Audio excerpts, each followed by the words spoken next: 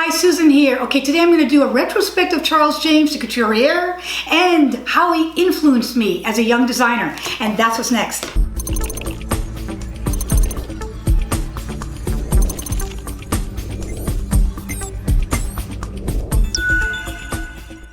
I don't want to get this wrong, but I want to do just a brief retrospect of his work, his history, and significant pieces that he contributed to history and costume and design.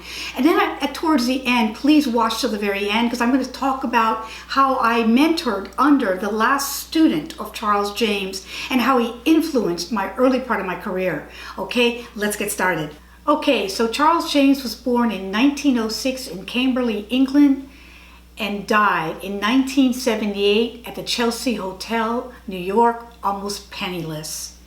He strived his entire career for the recognition and accolades that came with his masterful work that he never really quite achieved. But that's not to say that this man was not a complete genius and contributed so much to history of costume and design. He was raised in a very wealthy surrounding. His mother was a socialite from Chicago and his father was a military man. He went to Harlow School in England and he met Cecil Beaton back there.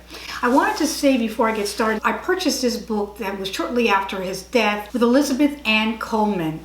And she did this entire history with this book, and it has, the reason why I bought the book in the first place is because it actually catalogs to the best of their ability his garments in the year and who the patrons were and the history of that garment and possibly even the fabrication and how it was made. And that was important to me as a young designer.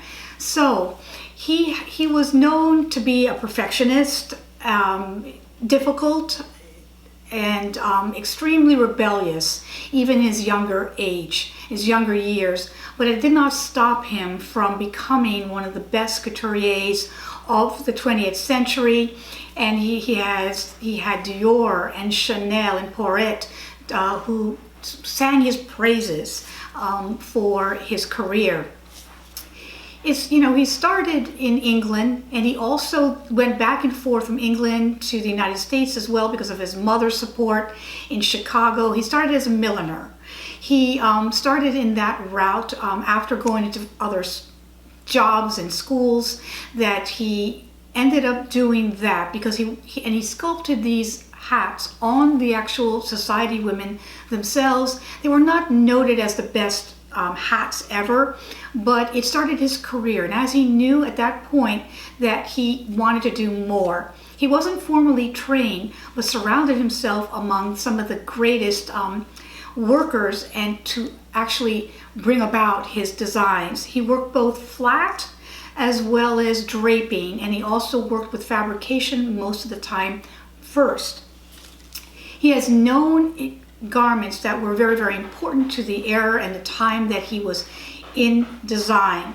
It's fascinating to me, this genius that we had here in the United States. He was one of the few and only real couturiers that was known in the United States. He later came to the United States because he was pretty much booted out of England because he was not able to ever keep up with the expenses of what he thought his lifestyle should have been and how it should have taken place. So he was very, very important to know that he was very disappointed that he never made the accolades of some of his predecessors.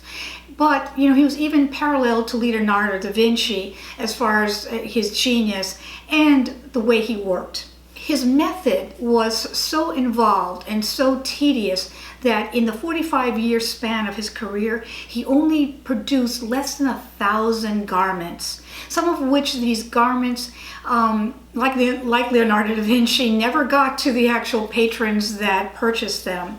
He had very involved, very wealthy group of patrons that started with his millinery career because of his mother and her support and her ties and being. He was married for a brief time. They say that the similarity of his wife was similar to his mother. She was also a socialite. She even funded a lot of his quest, as well as getting out of a lot of legal battles. He was plagued with a lot of legal and tax issues that he had all throughout his career, because he really felt like he should have been acknowledged and rewarded, so to speak, for his work at the time, and he never really quite was. He, like I said, died, pretty much poor at the Chelsea Hotel from ill health, with this extreme drive that he had to create masterpieces that he did. But let's go to where it's significant. He had very significant pieces that were important in the industry. Before we even got into that, I want to mention that a lot of designers wish, the couturiers especially, that we could mold and have our own mannequin. In his frustration to get the right body and the right form, in 1952, he worked with a manufacturer of making dress forms and designed his own dress form with a very unusual request, making a V in the front and a V in the back. He felt like it was easier to pad up the dress form to fit his patrons and his customers and his clients, rather than having that plumb line that could never be changed. That way he could change the plumb line up or down as he wished, which was genius. And this became another part of his incredible ability to just look forward into the way the life should be. He worked with synthetic fabrics before anybody else did. He worked with snaps and zippers before anybody else did. And let me not get ahead of myself. He had the famous, in the dress form he developed, was called the Jenny, after one of his clients in 1952. And then he designed what was called the taxi dress, which was the first real wraparound dress with closures. He did the first one with a rounded zipper that came across the body and wrapped around. He was known for his balloon dress in 1955. The cloverleaf dress, which was a masterful piece, probably the most iconic piece of Charles James history. That piece was actually a morphosis of collections back in the 1930s and things that he did with his coats and jackets in the 1950s. He was also known for the quilted jacket and having the first quilted jacket. And back in those days, the photographers and the illustrators were on the same level, if not more. He was known for his incredible genius with his way of drawing architecturally his designs. He was known as a milliner, he was known as a sculptor, an architect, engineer, and of course artist.